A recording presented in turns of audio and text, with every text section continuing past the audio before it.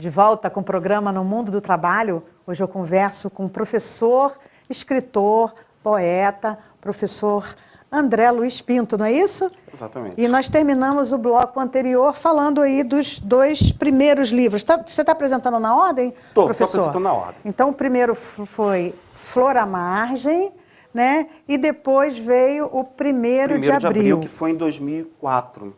Isso. 2004. E aí seguimos para... Seguindo para... Aí já foi publicado um terceiro livro, né? Pela editora BemTV, chamado Ao Léo, que é esse livro aqui, né? Esse livro aqui.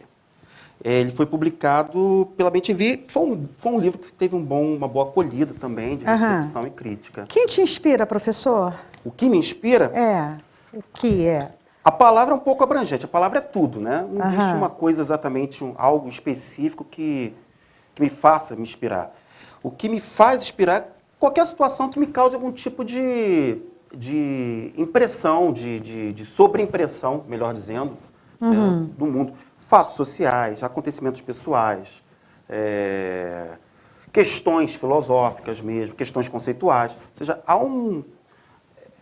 na verdade, qualquer coisa que me coloque à disposição, me coloque numa situação emocional específica. Isso, eu acho que a poesia, sim, ela é uma máquina de emocionar. Né? Toda a arte ela tem um papel de causar algum tipo de emoção, de impacto, de espanto, de admiração sobre aquilo que é o real.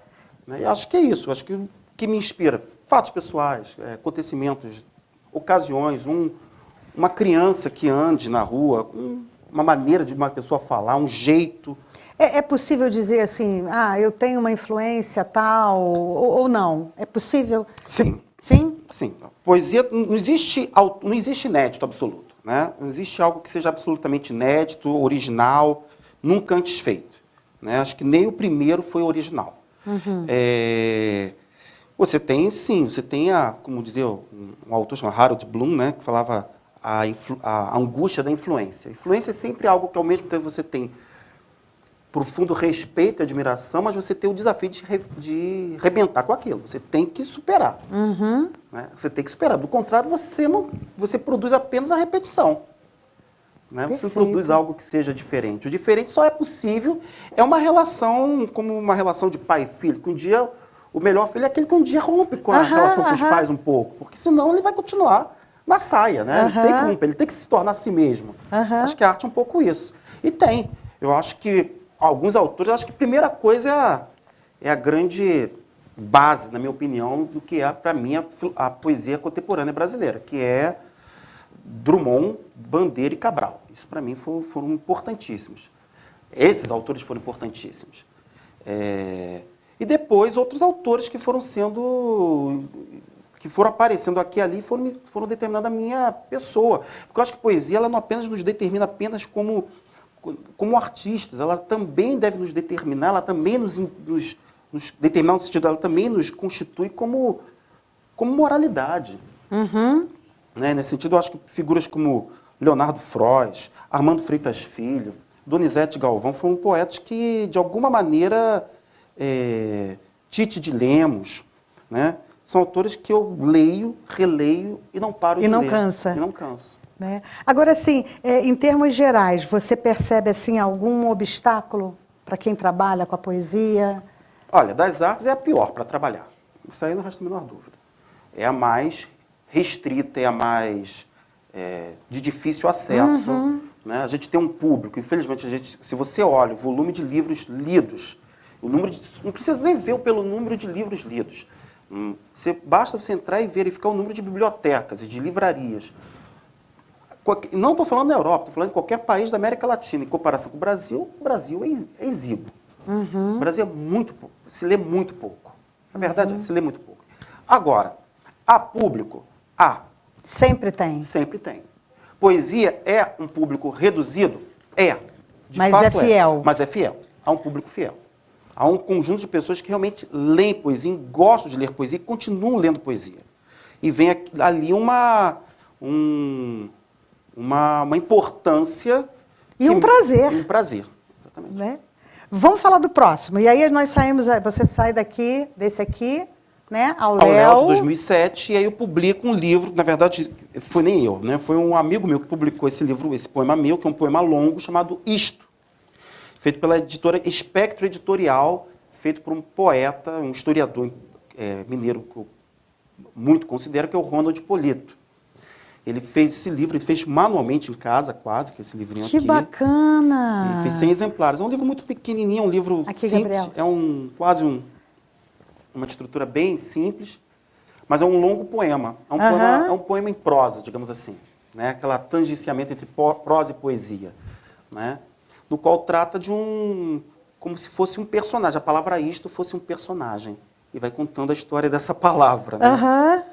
Né? E aí, seguindo, tem essa que tradução que eu nem, às vezes nem considero como um livro, mas teve essa tradução feita para o espanhol de um conjunto de poemas que eu publiquei, chamado Um Brinco de Cetim. Um Brinco de Cetim. Né? Que legal. Na verdade, é uma coletâneazinha dos principais poemas de alguns livros meus. E aí, em 2012, eu vou publicar este livro, que é o Terno Novo, em 2012. Esse aqui é mais recente, né? É um livro publicado pela Sete Letras, né? Como dizia um amigo meu, Donizete, meu primeiro falecido Donizete, que dizia, o primeiro livro de capa dura, hein, André? Né? É o primeiro livro de capa dura.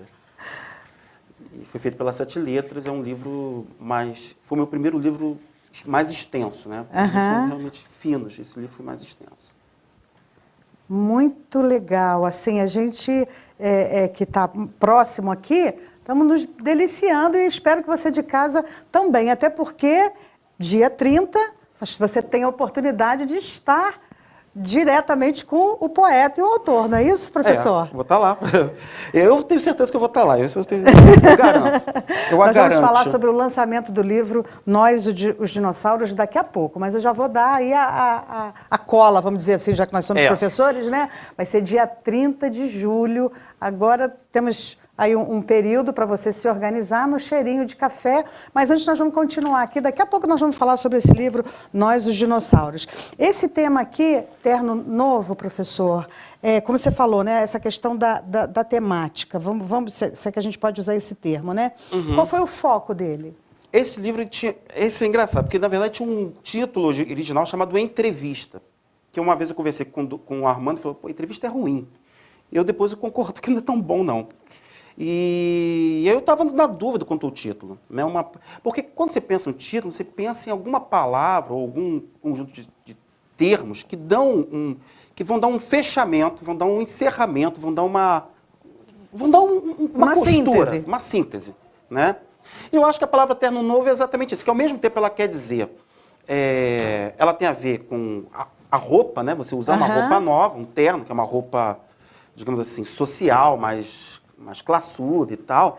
Você também tem a palavra ternura. Então, terno novo é isso, é uma nova ternura. Eu acho que tem um pouco a ver também com o início do meu relacionamento com a Cris na época. Eu ia falar justamente isso. Eu acho que o título veio daí, desse relacionamento. Ele meio que é um conjunto de poemas anteriores ao nosso início de relacionamento, mas acho que o título, ele meio que vai surgindo para fechar concluir esse fechamento e início, né?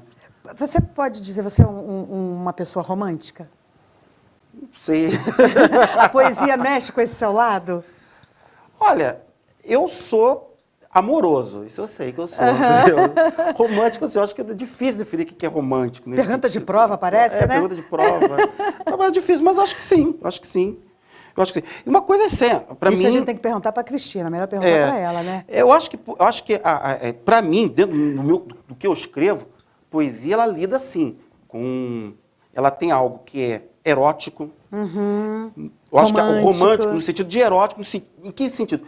Algo que não é apenas uma ideia platônica, no vulgar que nós entendemos por platonismo, né? Aquela ideia de uma alma destacada do corpo, não. Acho que a amorosidade, o amor, o afeto, a amizade mesmo, ela é feita corporealmente, ou seja, quando a gente se abraça, quando a gente conversa, é feito de corpos, né? É feito de aberturas, né? É feito de algo que seja físico, né? Né? Acho que nesse sentido, sim, eu sou romântico, entendido romantismo no sentido de algo que é físico, que é vivido com cabeça, tronco, membros, perna, boca, mãos, braços, dedos, com todas as partes, né? Com todo o corpo como um todo. Bacana, muito legal estar aqui conversando hoje, professor André. Nós vamos para um rápido intervalo, mas nós voltamos já já, não saia daqui, que daqui a pouco nós vamos falar sobre o lançamento do livro Nós, os Dinossauros. Já já.